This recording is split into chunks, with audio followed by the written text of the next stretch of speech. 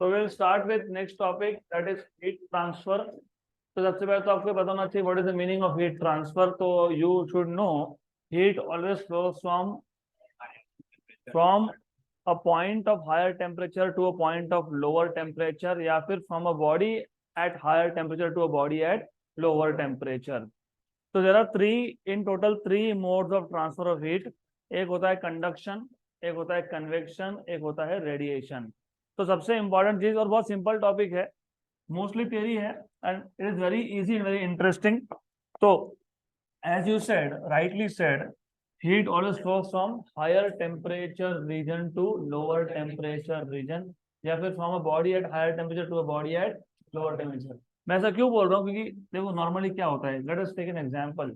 आप अगर एक स्पून लेते हो या फिर एक रॉड लेते हो आयन आयन का, एक साइड पे उसको हीट करते हो और दूसरा एंड आपके हाथ में रखते हो, तो after a while you will feel that the heat is coming to your hand also, right. तो इस केस में क्या हुआ, एक सेम बॉडी था, सिंगल बॉडी के एक पॉइंट से दूसरे पॉइंट तक हीट आया, मतलब heat is travelling from one region to another region, from one point to another point of the same body.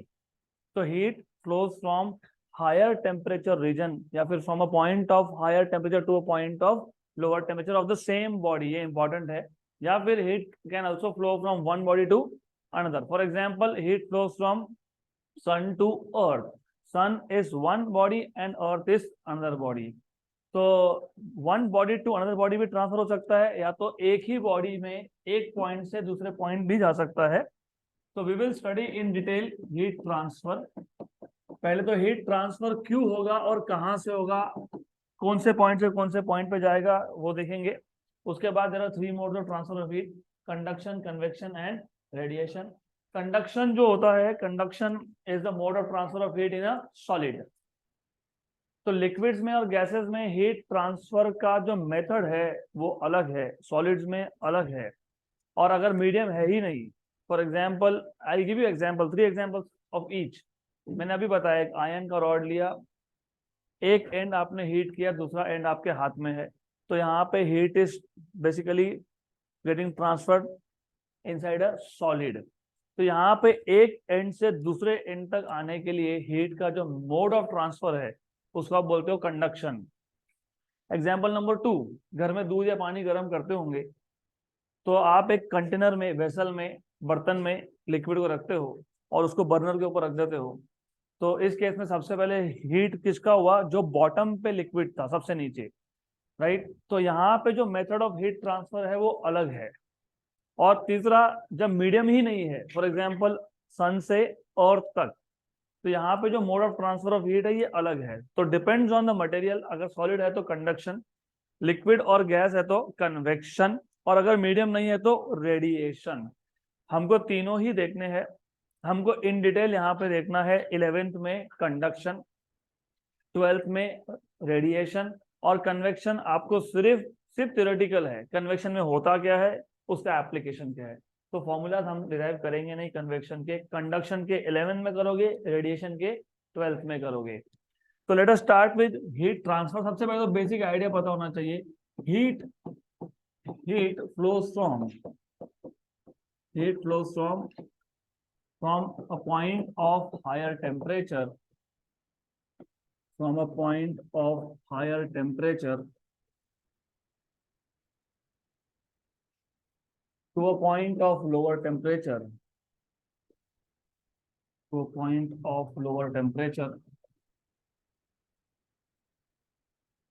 या फिर आप ऐसा बोल सकते हो, from hot body to cold body. तो from a point of higher temperature to a point of lower temperature, मतलब from hot body to cold body, और फ्रॉम, क्योंकि ये जब मैं बोल रहा हूँ from a point of higher temperature to a point of lower temperature, मतलब बॉडी सेम है, एक ही बॉडी में एक जगह से दूसरी जगह, या फिर from one body to another body,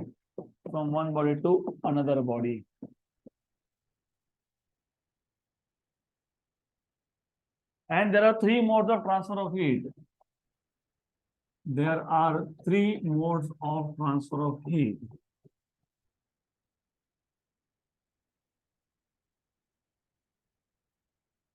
Number 1, conduction. Number 2 convection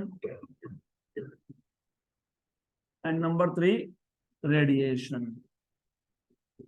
हमारा आज का टास्क है to understand conduction in detail, derive required formulas, and convection हम लोग बाद में देखेंगे। फिलहाल we will go ahead with conduction.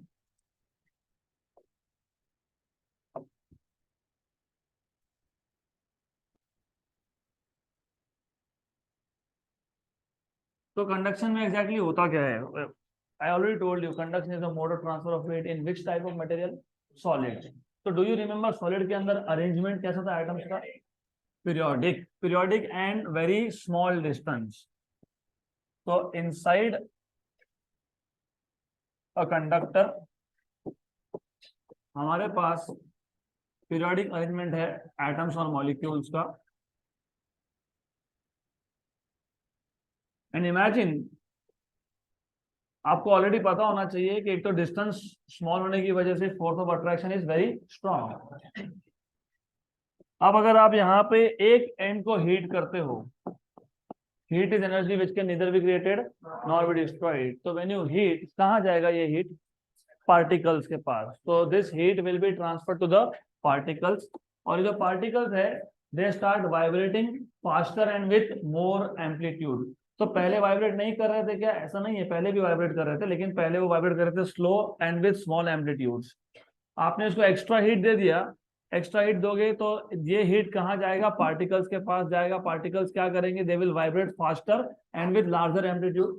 तो जब वो फास्ट वाइब्रेट होंगे and with larger amplitude, they will collide with the neighbouring particles. और ये जो कोलिजन है ये इन इलास्टिक कोलिजन होता है। हमने दो टाइप के कोलिजन सीखे थे, एक था इलास्टिक, एक था इनइलास्टिक। इलास्टिक कोलिजन में energy is not transferred from one particle to another. Inelastic collision में energy transferred from one particle to another. तो आपने, लेट अस से ये ए एंड है, आपने हीट सप्लाई किया ए एंड पे। ए एंड पे जो पार्टिकल्स थे, they receive this heat, they start vibrating faster and with more amplitude and they collide with the neighboring particles। और ये एनर्जी ट्रांसफर कर दिया, मतलब कोलिजन कौन से टाइप का है? Inelastic. So they transfer their energy to the neighboring particles and then the neighboring particles start vibrating faster and with more amplitude and thus transferring their energy to the neighboring particles। तो ऐसा करते करते heat will transfer from one point to another। है तो clear? तो conduction is the mode of transfer of heat in a solid. मैं सिर्फ important point highlight करूंगा, बाकी आपके पास नोट्स में है। तो conduction is the mode of transfer of heat, is the mode of transfer of heat in solids, in solids। So when one end of a rod is heated, the particles at that end starts vibrating faster and with more amplitude। The particles at that end starts vibrating faster and with more amplitude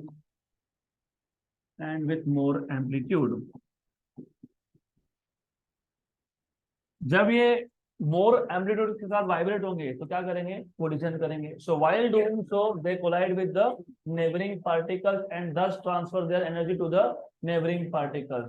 while they are moving faster and with more amplitude, they are colliding with the neighboring particles and they transfer their energy to the neighboring particles। so while doing so, they collide with neighboring particles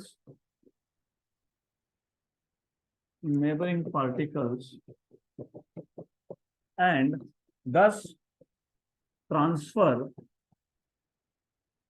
their energy to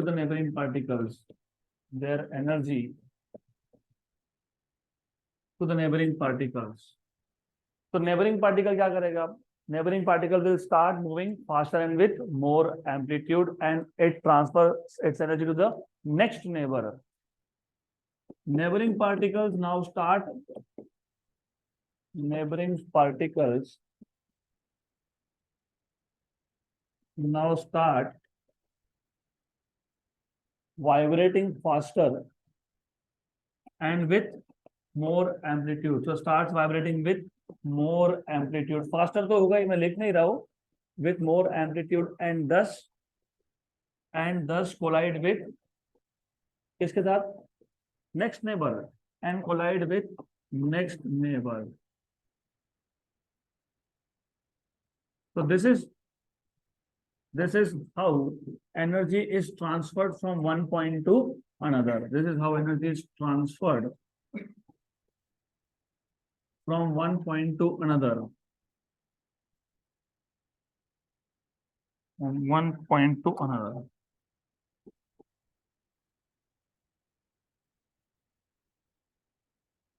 तो game खेला है कभी passing the pillow? तो वही चल रहा है यहाँ पे. एनर्जी एक पार्टिकल से दूसरे पार्टिकल, दूसरे से तीसरे, तीसरे से चौथे, ऐसा पास होता रहेगा. राइट. यहाँ पे तुम अगर नोटिस करोगे तो खुद एक पार्टिकल एनर्जी को लेके गया नहीं. खुद पार्टिकल एक जगह से दूसरी जगह नहीं गया, उसने सिर्फ पास कर दिया एनर्जी. तो अगर आपको डिफाइन करना होगा कंडक्शन, तो कैसे डिफाइन करोगे? दस conduction is the mode of transfer of energy without actual movement of the particle. खुद गया क्या वो पार्टिकल लेके? नहीं, उसने सिर्फ ट्रांसफर किया. तो डिफाइन कैसे करोगे? दस conduction is the mode of transfer of heat without actual movement of the, without actual bodily movement of the particle. तो यहाँ पे पार्टिकल खुद नहीं जा रहा है एनर्जी लेके. Energy is just being transferred from one point to another. Right. तो वाया कोलिजन्स ये ट्रांसफर ऑफ एनर्जी हो रहा है. Energy is being transferred from one point to another via collisions. यहाँ तक क्लियर? अब क्वेश्चन ये है कि कब तक होता रहेगा ऐसा? तो आइडियली क्या होना चाहिए? आइडियली जब तक सेम पूरे का पूरा रॉड सेम टेम्परेचर पे नहीं आता तब तक ट्रांसफर ऑफ एनर्जी चलता रहेगा. So energy is transferred from one point to another. कब तक? Until the whole body is at same temperature. क्योंकि हमने डिफाइन ही वैसा किया ना. हमने हीट को डिफाइन कैसे किया था? Heat is energy which flows from one point to another due to temperature difference. अगर हर एक इस पूरे के पूरे रॉड का टेम्परेचर सेम हो गया तो हीट फ्लो होगा क्या? नहीं. तो ideally this heat flows until the whole body, मतलब rod is at same temperature. लेकिन उसको लग जाएगा infinite amount of time. But it will take infinite amount of time. क्यों ऐसा इन्फिनिट टाइम क्यों लगेगा?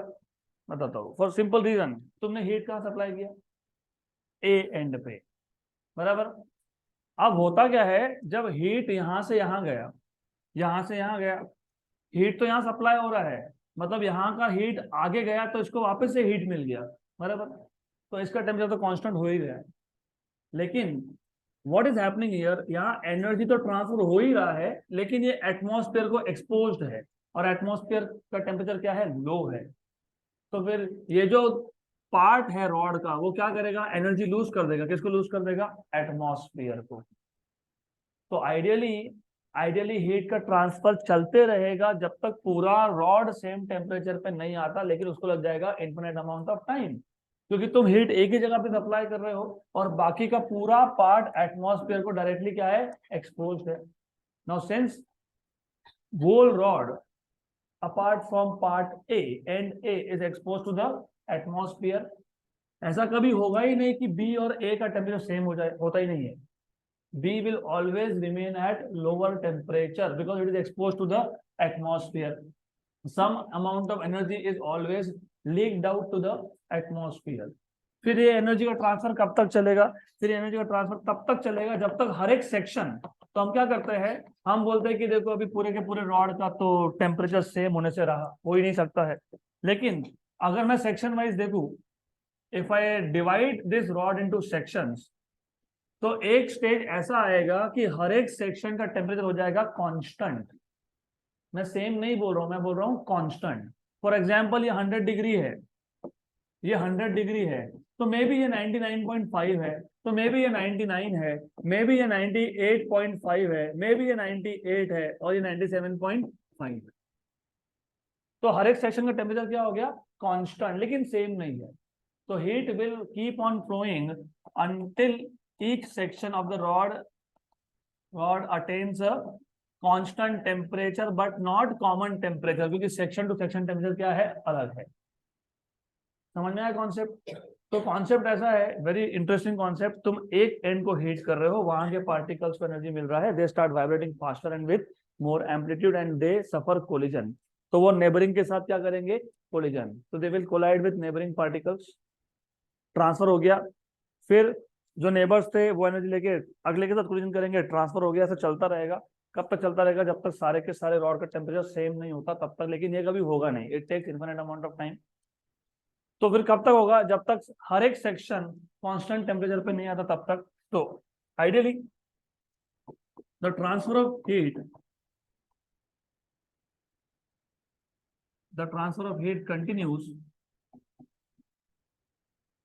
continues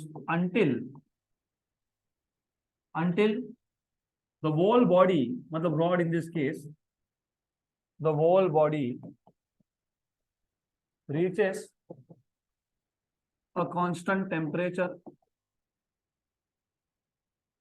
Of course constant same temperature, तो constant same temperature बोल दो, constant same temperature,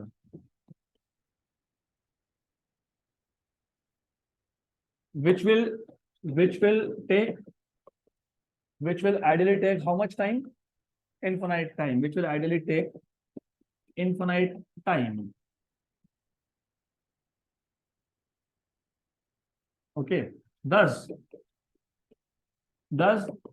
the heat transfer continues, the transfer of heat continues until, अभी infinite time तो हमारे पास है नहीं ना, हम रुके नहीं देंगे इन्फिनिट टाइम के लिए। तो हम लोग क्या बोलते हैं कि transfer of heat will continuous until each section of the rod attains constant but not same temperature, ये इंपॉर्टेंट है, this is really important to know. तो ये है बेसिक थ्योरी ऑफ कंडक्शन। तो कंडक्शन में आपको इतना ही पता होना चाहिए, sufficient enough, how energy is being transferred from one point to other. Definition मैंने लिखा नहीं है क्योंकि डेफिनेशन मैंने नोट्स में दिया है। Conduction is defined as transfer of heat from one point to another via without actual movement of the particles या without bodily movement of the particles। फिर आपने इतना एक्सप्लेन कर दिया, कब तक एनर्जी का ट्रांसफर होगा वो बता दिया, राइट। जब तक हर एक सेक्शन कांस्टेंट टेम्परेचर पे नहीं आता तब तक, डन। इसके बाद हमको देखना है what is called as thermal conductivity. जैसे आपने इलेक्ट्रिकल कंडक्टिविटी को डिफाइन किया था, याद है इलेक्ट्रिकल कंडक्टिविटी, सेमीकंडक्टर्स में भी देखा था हमने कंडक्टिविटी रेजिस्टिविटी। तो चैप्टर नंबर 11 में इलेक्ट्रिक करंट थ्रू कंडक्टर्स में भी हमने देखा था कंडक्टिविटी एंड रेजिस्टिविटी। तो कंडक्टिविटी क्या बताता है हमको, नहीं रेसिप्रोकल ऑफ रेजिस्टिविटी तो डेफिनेशन हो गया। Actually resistivity is reciprocal of conductivity. What does that parameter tells you? the ability of solid to conduct electric current through it. So electrical conductivity is the measure of ability of a solid to conduct electric current through it. वैसे thermal conductivity क्या बताएगा फिर?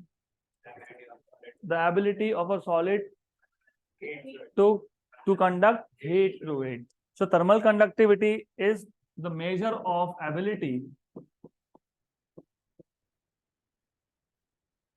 Thermal conductivity is the measure of ability of a conductor to conduct, of a substance, of a material, better, of a material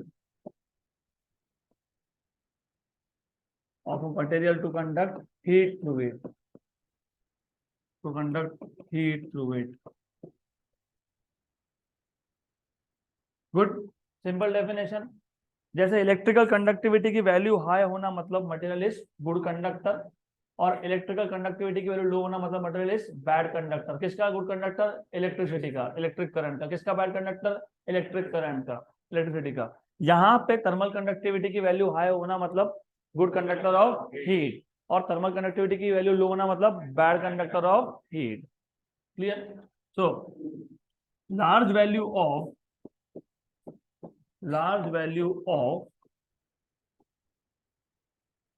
thermal conductivity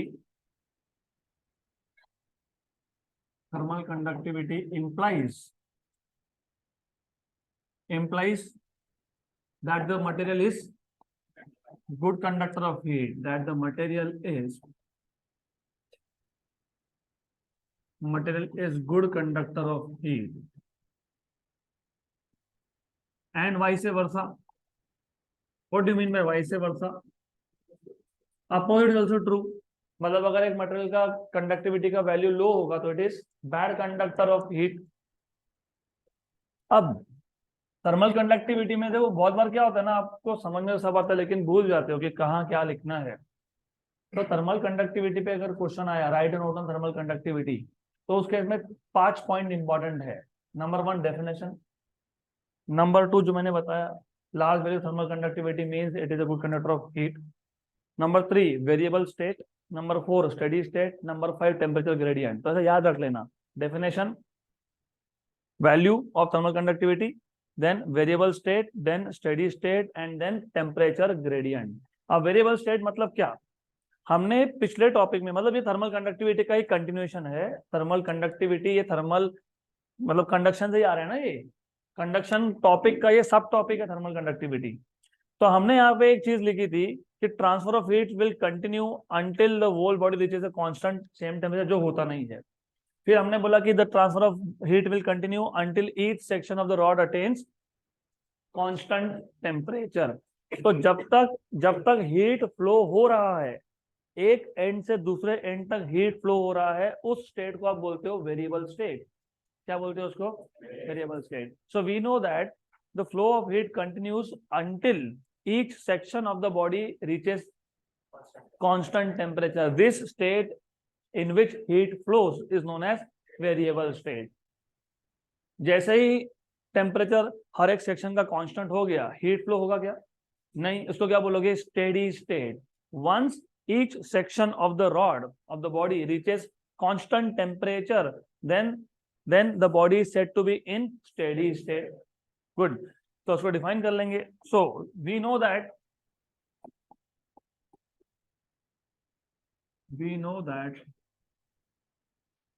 flow of heat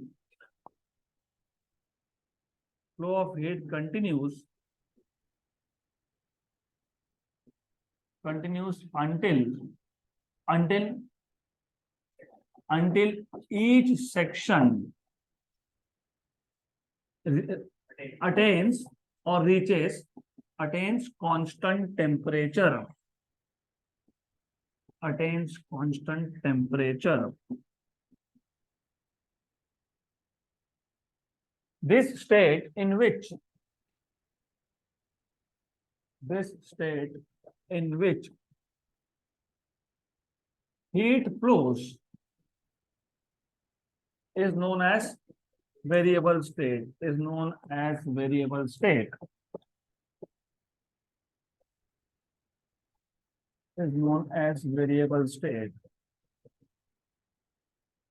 Once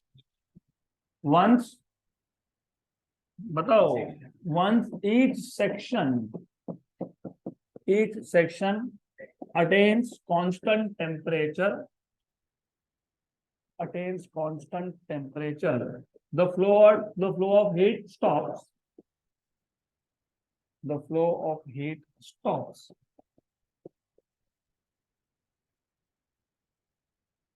This state in which no heat flows,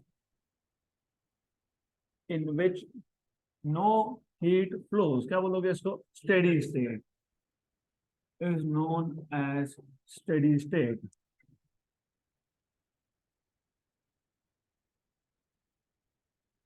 अब हाँ हाँ, no heat flows, ठीक है, no heat flows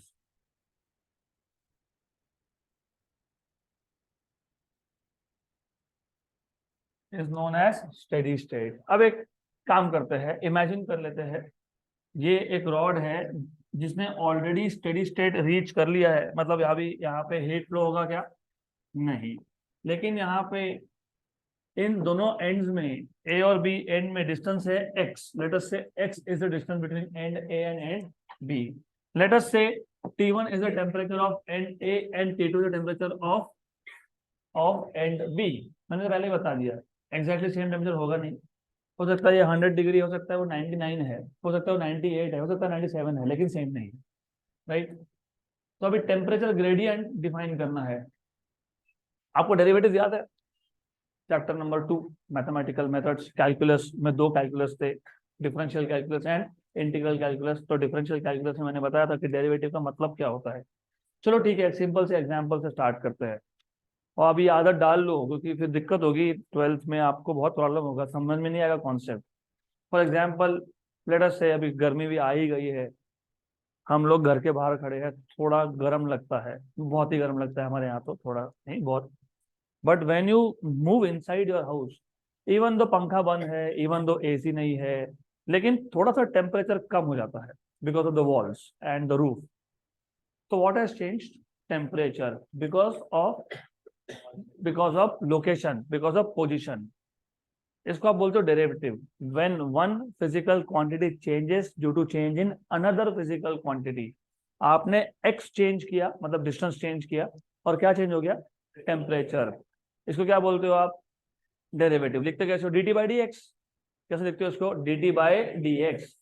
और कभी भी अगर derivative with respect to distance हो तो उसको बोलते हैं ग्रेडियंट। क्या बोलते हैं उसको? यहाँ पे क्या चेंज हुआ? टेम्परेचर, तो इसको बोलेंगे टेम्परेचर ग्रेडियंट। कई बार वेलोसिटी चेंज हो जाता है, मैंने ये भी एग्जांपल दिया था आपको। अब तुम क्लास से निकलते हो तो थोड़ा धीरे धीरे गाड़ी चलाते हो, वेलोसिटी इज लेस। जैसा जैसे तुम क्लास से दूर जाते हो तो तुम फास्ट कर देते हो। What has change? Velocity with respect to distance, तो उसको क्या बोलोगे? Velocity gradient. लिखो कैसे? D v by d x. इसको क्या लिखोगे? D T by d x. तो टेम्परेचर जब चेंज हुआ तो temperature was a function of distance, velocity जब चेंज हुआ तो velocity was a function of distance. तो जब भी derivative with respect to distance हो तो वर्ड क्या यूज होगा? ग्रेडियंट। अगर टेम्परेचर चेंज हुआ तो टेम्परेचर ग्रेडियंट, और अगर स्पीड चेंज हुआ तो वेलोसिटी चेंज हुआ तो वेलोसिटी ग्रेडियंट। तो यहाँ पे एक एंड से दूसरे एंड में क्या चेंज हो रहा है? टेम्परेचर। तो टेम्परेचर चेंजिंग विथ डिस्टेंस, तो क्या बोलोगे?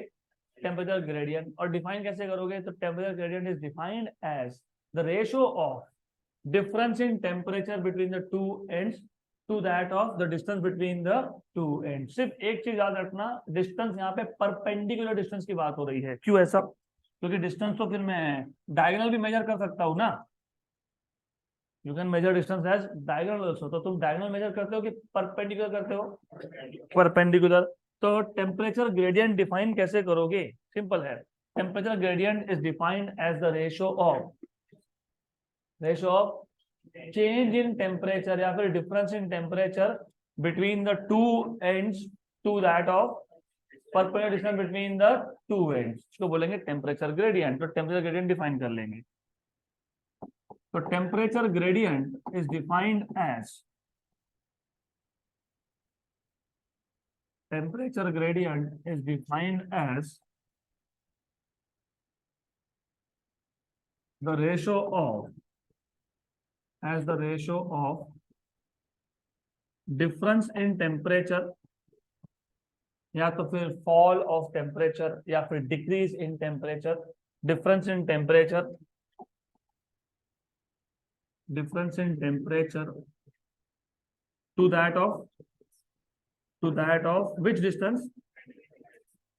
Perpendicular distance between the two ends, between the two ends. Therefore temperature gradient temperature gradient को तुम नॉर्मली मैथमेटिक्स में लिखते हो dt by d x, this is equal to T1 minus T2 by x. dt मतलब difference in temperature, कितना difference था T1 minus T2, upon distance कितना था x, तो T1 minus T2 by x, ये क्या आ गया टेम्परेचर ग्रेडियंट आ गया। यहाँ तक क्लियर, सिंपल सिंपल सिंपल। तो नॉर्मली जो material good conductor of heat होता है वो गुड कंडक्टर ऑफ इलेक्ट्रिसिटी भी होता है। So if a material is good conductor of heat, it is also good conductor of electric current, current मतलब electricity. यहाँ तक क्लियर, पक्का पक्का। तो थर्मल कंडक्टिविटी में इंपॉर्टेंट पॉइंट्स क्या थे, डेफिनेशन ऑफ थर्मल कंडक्टिविटी मतलब करता क्या है, what is thermal conductivity, measure of ability of a substance to conduct heat through it, correct. सारा का सारा करंट के साथ रिलेटेड है, क्योंकि वहां पे तुम इलेक्ट्रिक करंट बोलते हो, यहाँ पे तुम आगे जाके थर्मल करंट बोलोगे उसको। वहां पे तुम इलेक्ट्रिकल रेजिस्टेंस फाइंड करते हो, यहाँ पे क्या फाइंड करोगे, थर्मल रेजिस्टेंस। तो definitions are so closely related. वहां पे चार्जेस फ्लो होते हैं, यहाँ पे कौन फ्लो होता है, हीट फ्लो होता है। वहां पे आप flow of charge per unit time d Q by d t को बोलते हो इलेक्ट्रिक करंट, यहाँ पे आप d Q by d t, where Q is heat, इसको बोलोगे थर्मल करंट। वहां पे इलेक्ट्रिकल करंट, यहाँ पे थर्मल करंट। और जैसे आपने इलेक्ट्रिक करंट में एक लॉ देखा था जिसको आप बोलते हो लॉ ऑफ इलेक्ट्रिकल कंडक्टिविटी, यहाँ पे एक लॉ आएगा लॉ ऑफ थर्मल कंडक्टिविटी। तो next topic is law of thermal conductivity. Law of thermal conductivity, तो पहले इस लॉ को समझ लेते हैं। तो लॉ को समझने के लिए पहले तो ये पता होना चाहिए हीट कब फ्लो होता है, मेरे को कंडीशन बताओ। When there is difference of temperature, very good. और हीट कहां से कहां फ्लो होता है, हायर टेम्परेचर रीजन से लोअर टेम्परेचर रीजन तक। अब क्वेश्चन ये है कि कितना हीट फ्लो होगा।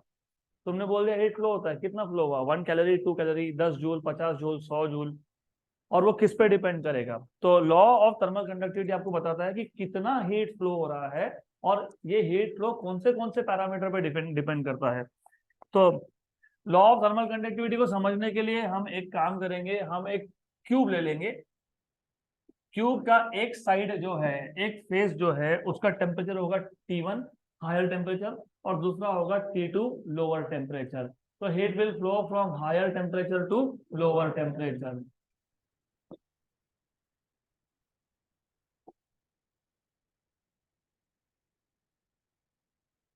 So what we will have is a cube. We will consider the cube.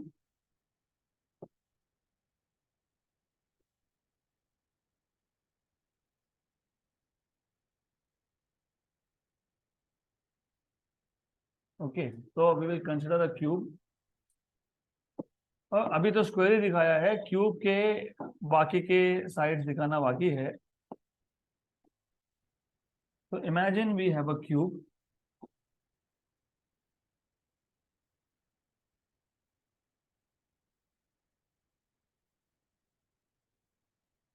Imagine we have a cube. Cube का एक साइड मान लो टेम्परेचर T1 पे है, दूसरा साइड मान लो टेम्परेचर T2 पे है, और क्यूब का जो साइड लेंथ है वो मान लो x।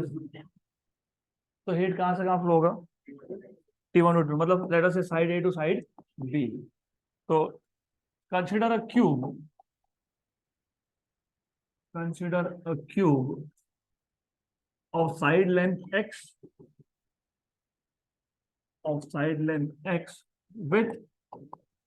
with one side, one face, with one face at temperature T1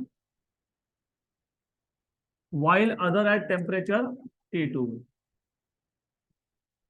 while other at temperature T2. Here T1 is greater than T2, therefore heat will flow from side A to side B. तो अब question ये है कि कितना heat flow होगा। So law of thermal conductivity states that the amount of heat flow is directly proportional to, तीन चीजों पे डायरेक्टली प्रोपोर्शनल है और एक के साथ इनवर्सली प्रोपोर्शनल है। और थोड़ा लॉजिकली सोचो, जितना ज्यादा टेम्परेचर डिफरेंस होगा उतना ज्यादा हीट फ्लो होगा, directly proportional to difference in the temperature between the two faces. तो T1 माइनस T2 पे लॉजिकली है ना, अगर दोनों का टेम्परेचर डिफरेंस होगा ही नहीं तो हीट फ्लो होगा नहीं। एक का 10 डिग्री है दूसरे का 12 डिग्री है, हीट फ्लो होगा यस, लेकिन कम होगा। अगर एक का 10 है दूसरे का 20 कर दिया तो फ्लो होगा यस। तो कंपेयर टू प्रीवियस ज्यादा होगा कि कम होगा? ज्यादा होगा। तो amount of heat flow is directly proportional to difference in temperature. Number 2, तुम सोचो मैंने क्यूब का एरिया बढ़ा दिया, क्यूब का जो फेस है उसका एरिया बढ़ा दिया, तो अभी ज्यादा हीट फ्लो होगा। तो directly proportional to area of the face of the cube. Clear? Number 3, पहले मैं 1 मिनट में कितना हीट फ्लो हुआ ये मेजर कर रहा था, अभी मैं 10 मिनट के लिए मेजर कर रहा हूं, तो ज्यादा कब फ्लो होगा? 10 minutes. So it is directly proportional to the time for which the heat is flowing. And last, inversely proportional to the distance between the two faces. क्योंकि जितना ज्यादा डिस्टेंस होगा उतना ही ज्यादा हीट को फ्लो होने में टाइम लगेगा। तो heat flow is inversely proportional to distance. Directly proportional to 3 parameter: area, difference in temperature, time for which the heat flows, and inversely proportional to the distance between the two faces. So law of thermal conductivity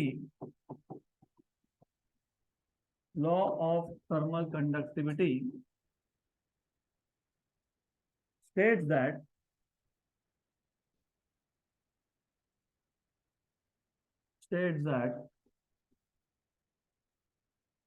the amount of heat flow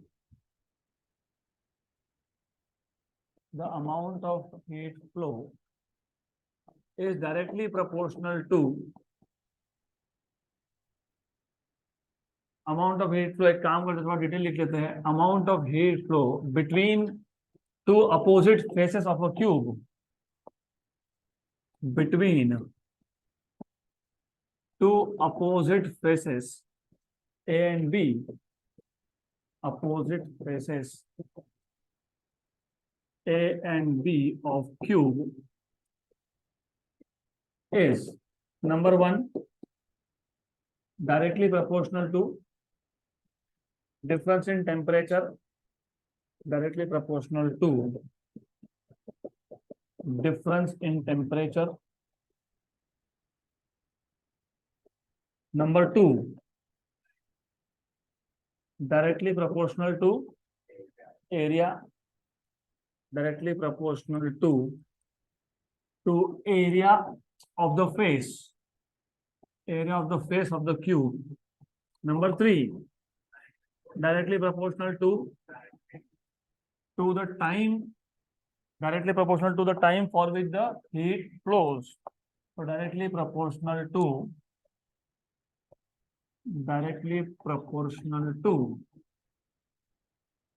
the time for which the heat flows,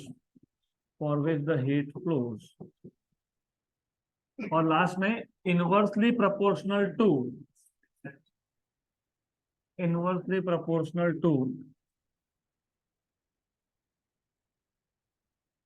the distance between the two faces, तो इन चारों को अगर आपको लिखना है तो Q is proportional to, सबसे पहले बोला आपने डिफरेंस इन टेम्परेचर, फिर बोला आपने एरिया, फिर बोला आपने टाइम, और inversely proportional to distance x। तो Q is proportional to A into T1 minus T2 into T and upon x। तो जब आप प्रोपोर्शनलिटी का साइन हटाते हो तो क्या लिखते हो? Constant of proportionality, some constant k। इसको हम बोल देंगे कोएफिशिएंट ऑफ थर्मल कंडक्टिविटी। क्या बोलेंगे इसको? Coefficient of thermal conductivity A T1 minus T2 into T upon x, where k okay just a minute, ठीक है।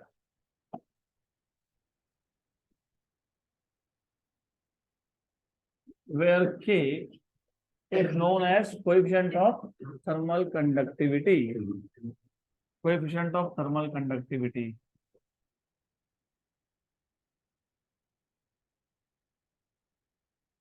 हमको के को डिफाइन भी करना है, हमको के डायमेंशन भी चाहिए, हमको के का यूनिट भी चाहिए। तो यहां से आप के लिख दोगे, what will be K, X वहां शिफ्ट कर दिया, Q X upon A T1 minus T2 into T, बराबर। तो अगर ऐसा यूनिट चाहिए तो मिल जाएगा। What is Q, heat, joule. तो joule, what is X, metre, what is A, metre square, what is temperature, degree Celsius, temperature minus temperature is temperature, on time is second. तो joule per metre per degree Celsius per second, लेकिन joule पर second होता है VAT. तो या तो ऐसा लिखो, या तो बोलो वैट पर मीटर पर डिग्री सेल्सियस। तो मैं अभी वो लिख के नहीं दूंगा, ये आपके पास नोट्स में ऑलरेडी है, बट यू शुड लर्न कि कैसे करना है, कैसे करना है, ऐसा करना है, सिंपल। तो joule per metre per degree Celsius per second, या तो फिर वैट पर metre per degree Celsius. Dimension आप खुद फाइंड कर लेना, ये तो पता है, चलो कर देते हैं, कोई दिक्कत नहीं है। What is energy, M1 L2 T minus two, this is L1, और ये क्या है, L2 है, और ये क्या है, टेम्परेचर को लिखते हो के रेस टू 1, और ये टी रेस टू 1, ये L2 कैंसल, ये ऊपर जाएगा तो -3, तो M1 L1 T minus three के माइनस 1, ये आगे डायमेंशन किसके, कोएफिशिएंट ऑफ थर्मल कंडक्टिविटी की। सिर्फ मैं यहाँ लिखूंगा नहीं, because you have to read at home. तो घर पे जाके आज के आज कर लोगे तो ज्यादा इजी है। अब हमको कोएफिशिएंट ऑफ थर्मल कंडक्टिविटी के ऐसा यूनिट मिल गए, हमको उसके डायमेंशन भी मिल गए, बचा क्या, उसको डिफाइन करना। उसको डिफाइन कैसे करते हैं, उसको डिफाइन करने के दो तरीके हैं। एक है जो मैं अभी बता रहा हूँ, दूसरा है बाय कैलकुलस मेथड। तो पहले पहले ये देख लेते हैं। सपोज सपोज ये जो दो फेसेस थे, इन दोनों का डिस्टेंस मैंने कर दिया 1 मीटर। मतलब ये जो क्यूब है उसका साइड लेंथ कितना है, 1 मीटर। सपोज मैंने अगर वो 1 किया तो एरिया अपने आप ही 1 हो जाएगा, क्योंकि each face of a cube is a square. और what is the area of square, side square. Side तुमने 1 मीटर बोल दिया तो फिर एरिया क्या बन जाएगा, 1 मीटर स्क्वायर। मैं मान लेता हूं कि टेम्परेचर डिफरेंस दोनों में 1 डिग्री का है, एक फेस 100 पे तो दूसरा कितने पे है, 99 पे। और मैं मान लेता हूं कि time for which the heat is following is 1 second. तो अगर मैंने ये सब 1 1 1 1 लिख दिया तो के इक्वल टू क्या आ जाएगा, क्यू, बराबर। तो फिर coefficient of thermal conductivity define कैसे करोगे, what is coefficient of thermal conductivity, heat flow. लेकिन हीट फ्लो कब, so coefficient of thermal conductivity is defined as the heat flow या तो amount of heat flow। amount of heat flow, अब देखो जो जो 1 था, amount of heat flow through unit area, right, through unit area for 1 second between the two faces which are at a temperature difference of 1 degree Celsius and at a perpendicular distance of 1 meter। हो गया, done. तो मैं बार बार बोलता रहता हूँ कि difficult तो बिल्कुल नहीं है physics, it is all your approach. तुम्हारा एटीट्यूड डिसाइड करेगा कि तुमको रटना है कि समझना है। समझोगे तो भूलोगे नहीं, एक बार पढ़ लिया हो गया। ये फ्लो अपने आप बनता है कि पहले कंडक्शन डिफाइन करना है, फिर थर्मल कंडक्टिविटी क्या है बताना है, फिर वेरिएबल स्टेट बताना है, फिर स्टेडी स्टेट बताना है, फिर टेम्परेचर ग्रेडियंट बताना है, फिर लॉ ऑफ थर्मल कंडक्टिविटी बताना है, फिर उसमें 4 चीजों पर डिपेंडेंस आएगा, फिर उसको डिफाइन करना है। तो डिफाइन कर लेते हैं अभी पहले। इसके बाद थर्मल रेजिस्टेंस है, जो आज तो होगा नहीं, वो कल करना पड़ेगा हमको। तो के मतलब coefficient of thermal conductivity, coefficient of thermal conductivity is defined as the amount of heat flow, is defined as the amount of heat flow, amount of heat flow through unit area, through unit area across, किसके across, across the two faces of the cube, across the two faces of the cube with temperature difference of, या फिर आप ऐसा बोल सकते हो which are at a temperature difference of 1 degree Celsius। with temperature difference of 1 degree Celsius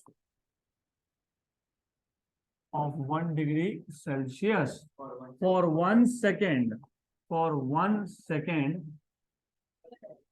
for 1 second, for 1 second, which या तो यहाँ भी बोल सकते हो। आपने क्या बोल दिया, आपने बोला through unit area across the two faces, बराबर, अक्रॉस द टू फेसेस, तो यहाँ पे एडजस्ट कर लो, यहाँ बोल लो across the two faces which are at perpendicular distance of 1 metre. हाँ, तो ऐसे लिख लो, across the two faces of cube which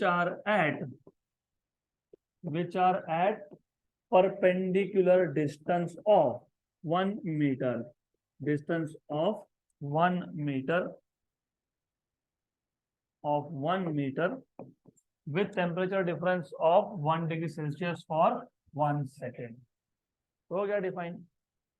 अगर मुझे इसी को कैलकुलस के फॉर्म में लिखना होगा, वैसे एक चीज मैंने अभी तक यहाँ पे लिखा नहीं है, वो मैं थर्मल रेजिस्टेंस में दिखाऊंगा, फिलहाल नहीं। Q बाई टी, जिसको आप पी कंडक्शन बोलते हो, वो नोट्स में मैंने दिया है, लेकिन मैं वो डायरेक्टली थर्मल रेजिस्टेंस में बताऊंगा, क्योंकि कंफ्यूजन क्रिएट होगा, एक ही जगह पे 4 पैरामीटर नए आ गए, तो इंटेंशनली वो Q बाई टी क्या आता है वो नेक्स्ट टॉपिक में कवर हो जाएगा, तो not to worry about.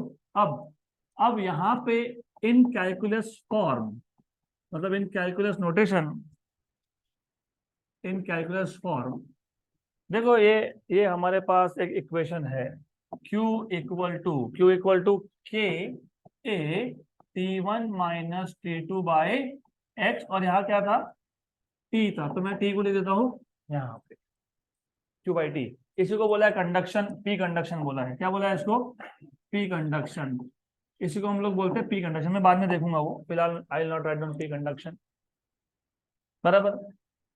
Imagine that the heat is flowing for a very small amount of time, 1 second भी नहीं, 0.1 सेकेंड, बहुत स्मॉल टाइम है, तो हीट फ्लो कितना होगा, स्मॉल होगा।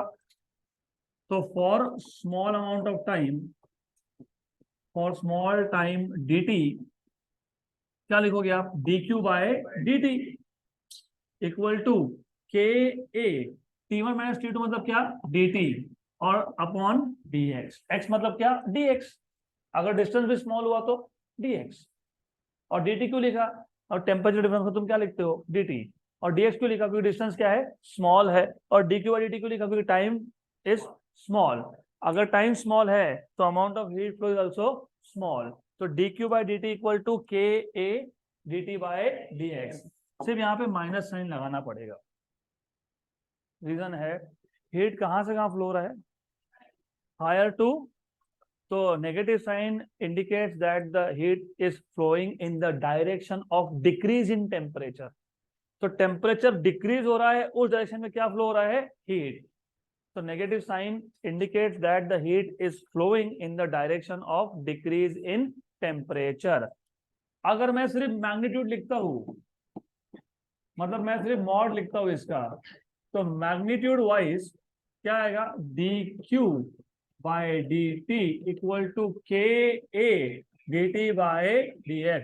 हमको क्या डिफाइन करना है, k, तो k क्या आ जाएगा, dq by dt upon a dt by dx। अगर मैंने एरिया 1 ले लिया वापस से, और अगर मैंने टेम्परेचर ग्रेडियंट ले लिया 1, तो if a is 1 metre square and dt by dx is 1 degree Celsius per metre, मतलब बेसिकली इसका मतलब ये होता है कि हर एक मीटर में टेम्परेचर कितने से फॉल हो रहा है, 1 डिग्री, 1 मीटर से 1 डिग्री, तो 2 मीटर में 2 डिग्री, 3 में 3 डिग्री, 4 में 4 डिग्री, तो dt बाई dx मतलब टेम्परेचर ग्रेडियंट कितना है, 1 डिग्री सेल्सियस पर मीटर। तो अगर मैंने a और dt बाई dx को 1 ले लिया, तो k क्या मिल जाएगा, dq बाय dt।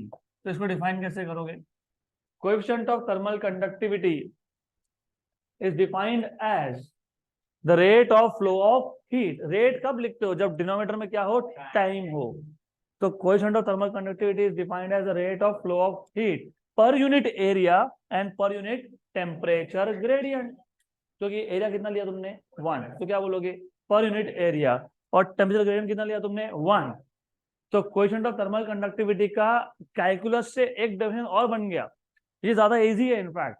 तो coefficient of thermal conductivity is defined as the rate of heat flow across two faces, right, मतलब per unit area per unit temperature gradient. Clear है यहाँ तक? अब इसका आखिरी टॉपिक बचा है thermal resistance, that we will do in the next session.